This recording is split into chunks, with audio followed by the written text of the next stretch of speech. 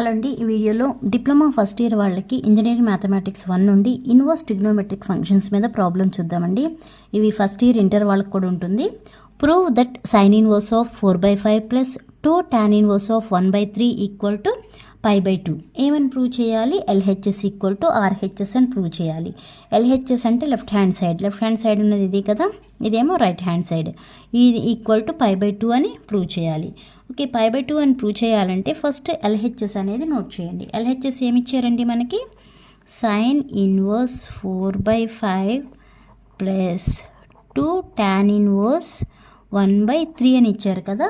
మనకు ఒక ఫార్ములా ఉంది. ఏంటి ఆ ఫార్ములా అంటే sine inverse x plus cos inverse x equal to π/2. Okay, sine inverse x plus cos inverse x equal to π/2 అంటే మనకి ఇక్కడ సైన్ ఇన్వర్స్ ఎక్స్ అంటే ఎంత ఉందండి? 4/5 ఉంది. ఈ ప్లేస్లో కూడా కాస్ ఇన్వర్స్ 4/5 అంటే ఈ వాల్యూ ప్లేస్లో π/2 అనేది వేసేయచ్చు. బట్ మనకి ఇక్కడ ఏముంది? 2 tan ఇన్వర్స్ 1/3 ఉంది. అంటే ఇప్పుడు ఈ 2 tan ఇన్వర్స్ 1/3ని కాస్ ఇన్వర్స్లోకి మారిస్తే ప్రాబ్లం అనేది అయిపోయినట్టే. మనకి 2 tan inverse x equal to formula 2 tan inverse formula ఏంటండి? Cos inverse of 1 minus x square by 1 plus x square x greater than or equal to 0 condition. Okay, formula ఏంటి? 2 tan inverse x plus cos inverse of 1 minus x square by 1 plus x square. ఇక్కడ మనకి X ప్లస్లో ఏముంది? 1/3 ఉంది కదా, అది ఇక్కడ note చేయండి.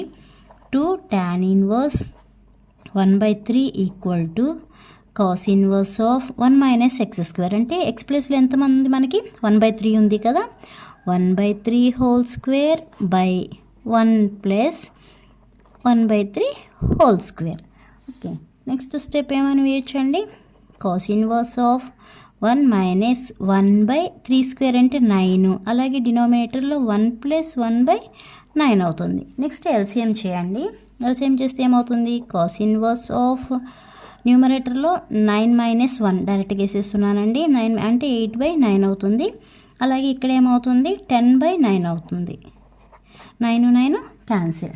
రిమైనింగ్ ఉన్నది మీకు కాస్ ఇన్వర్స్ ఆఫ్ 8/10 ఉంది. సెకండ్ టేబుల్ క్యాన్సిల్ అవుతుంది కదా, సెకండ్ టేబుల్ క్యాన్సిల్ అయితే ఎంత వస్తుంది?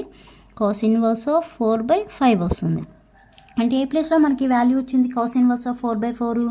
2 tan ఇన్వర్స్ ఆఫ్ 1/3 వాల్యూ ఎంత వచ్చింది మనకి? కాస్ ఇన్వర్స్ ఆఫ్ 4/4 వచ్చింది, 4/5 వచ్చింది. ఒకసారి ఇచ్చిన ప్రాబ్లం అనేది నోట్ చేయండి.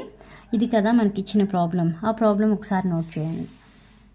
Okay, sine inverse of 4/5 plus 2 tan inverse of 1/3 ఇచ్చిన ప్రాబ్లం ఇది మనకి. Okay, sine inverse of 4/4 as it is note చేస్తున్నాను. ప్లస్ ఇక్కడ మనకి 2 tan ఇన్వర్స్ ఆఫ్ 1/3 ప్లస్లో ఏమొచ్చిందండి? కాస్ ఇన్వర్స్ ఆఫ్ 4/5 వచ్చింది. మనకు ఆల్రెడీ నేను ఫార్ములా ఒకటి చెప్పాను. ఏమని?